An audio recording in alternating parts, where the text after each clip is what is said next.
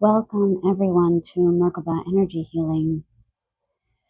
So today I was guided to do a free-form channeled message for the collective.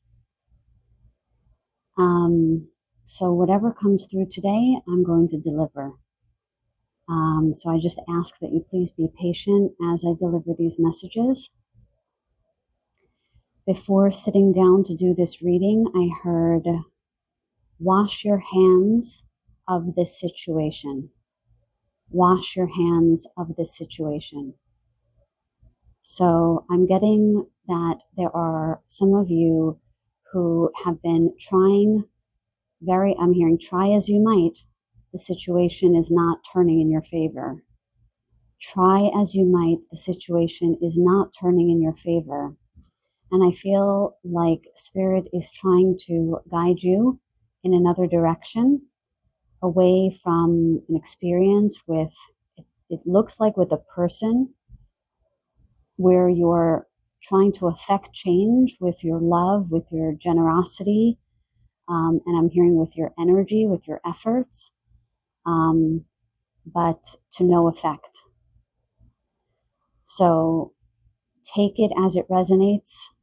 That's very important in this situation. I'm not here to tell you what to do in your personal life, but for someone here, someone needs to hear that it's time to let go, to wash your hands of the situation.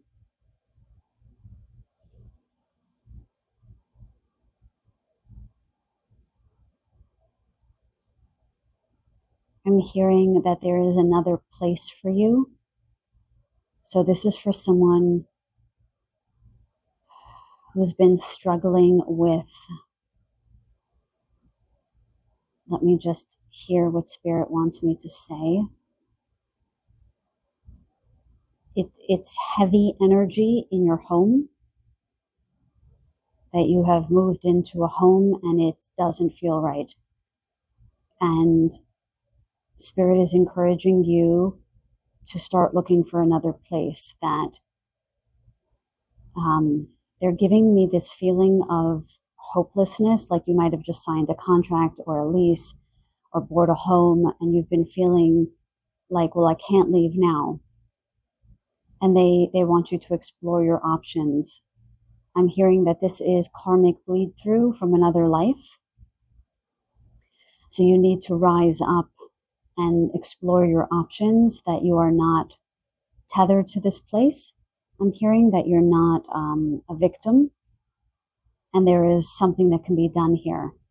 So you can maybe communicate with a lawyer, someone who specifically works in real estate, and also to explore other homes and see what can be done. They're giving me the idea of subleasing, if that's an option, or offering to pay several months' rent, if that's an option, to get out of your lease.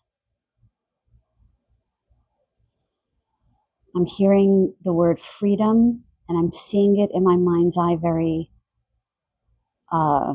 clearly, like in block letters. So in both of those scenarios, washing your hands of something or someone and leaving in a place that maybe you didn't know wouldn't be right for you, there's this idea of freedom. So, okay, so Spirit is sort of saying that there's a message for a select few people. You know, I'm hoping that if you came across this message, there's something here for you with this idea of freedom. Where in your life right now are you feeling constricted or held back in some way? Okay.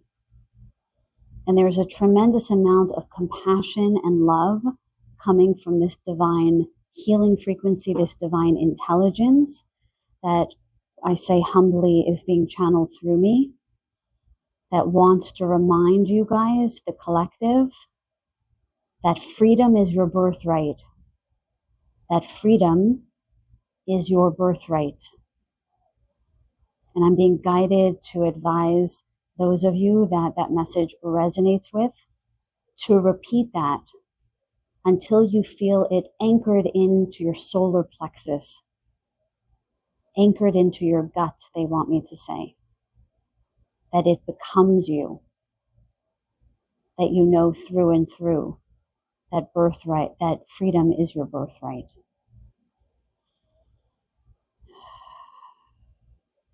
And I'm hearing that there is nothing more important than hearing the whispers of your own soul.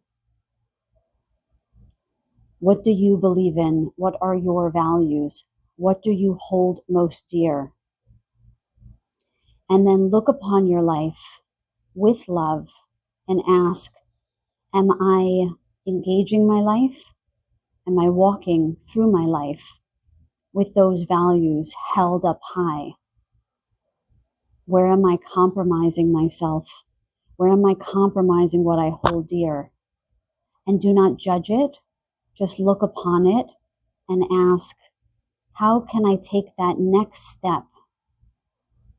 How do I take, what can be that next step that I can take to untether myself from any constriction or any situation or person or thought form or belief that runs in opposition to a value I hold dear? They're reminding you that the small steps are often the biggest. The small steps are often the biggest. And we have been taught to look at the big things, the big changes, the people with the most money, who have the biggest houses, the ones who speak the loudest, and so on, that they hold the highest credence, the most important messages, and this is untrue. It is the whispers, it is often the smallest steps, the ones working behind the scenes, that have the greatest effect. And do not underestimate the value of a small step today. They want me to repeat that. Do not underestimate the value of the small step that you take today. So, dear one, what is that small step you would like to take today? They are guiding me to share something I recommend often to the patients that I work with. I am also a psychologist, wherein sometimes I ask someone I am working with, what is a goal that you want to achieve? And they state this goal. And then I ask, name one thing that you've done today in an effort to meet that goal. And 9 times out of 10, they're saying 9.5 times out of 10, the person has done nothing. And that is not a judgment, that is not a criticism. That is a function of a thought form, an entity, something in our subconscious mind, from our subconscious programming, from the collective unconscious anxiety and fears, etc., etc., etc. Multitude of reasons why we haven't taken that step. The key is to bring the awareness into the subconscious mind and bring it up into the conscious mind. And we do that by asking these, I'm hearing these damning questions, these questions that bring forth to the light the truth of what is. So do not judge yourself. Just ask, what is it that I desire most? What is an important goal? And what have I done today in an effort to get closer to that goal? And you are not here to sprint to the goal. Those who want quick gratification often do not get what they desire. And I will explain more of that in one moment. What is key to understand is that when you take that first step, as Paulo Coelho says, with all due respect, I'm going to just quote him now. The world will conspire in your greatness. And in my words, when you take that first step, what that means is that I have found, in my humble opinion, in my humble experience, in my humble wisdom, is that you just need to become awake enough and aware enough to face your truth, to know what your goal is, and to ask that damning question, what is it that I've done today to get an inch closer to my goal? And to not bristle at the answer that I have done nothing, but to use that as an opportunity to rise and to say, well, what is one small gesture even that I could make to the universe, to the divine intelligence that is out there, that I know that I co-create my reality, that I am in my power, that I am willing to engage with that divine intelligence to help me to get closer to that goal. And do that one thing, and do that one thing.